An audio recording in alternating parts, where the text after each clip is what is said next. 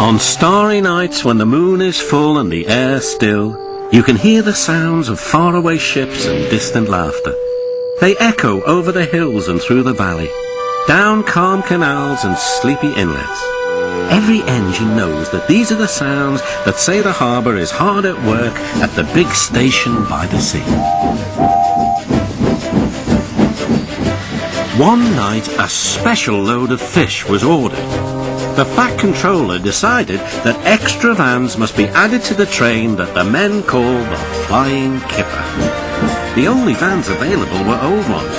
They had not been used for a long time.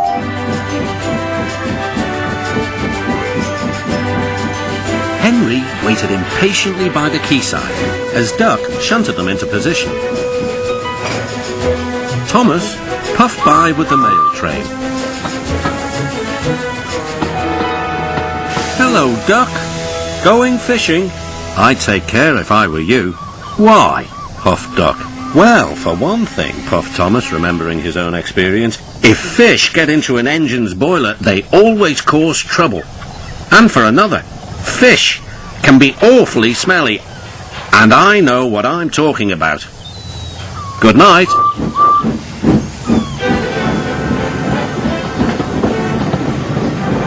Henry grunted dreadfully.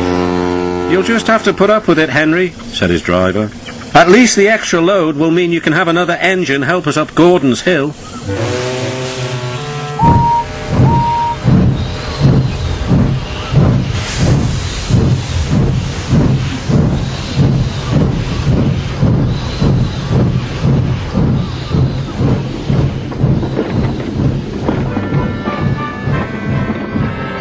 Meanwhile, Duck was waiting at Edward Station so that he could help the heavy train by pushing from behind. Henry made good progress.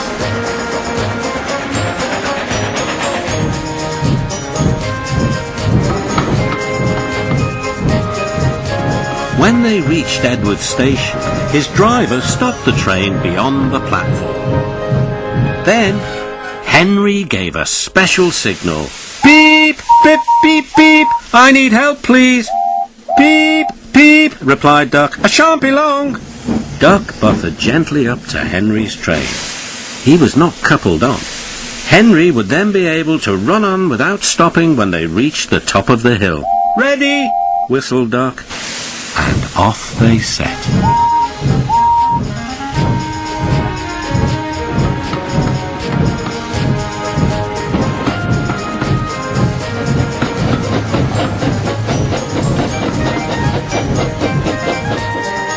Soon they reached Gordon's Hill.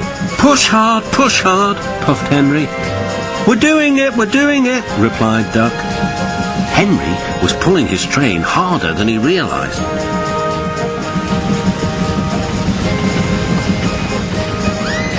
Duck felt the weight on his buffers slacken. Then Duck noticed something else. There's no sign of a tail lamp, he puffed. He whistled, but there was no reply. Meanwhile, Henry had noticed something too. My train's getting heavier, he thought to himself. I'm slowing down. Then there was trouble.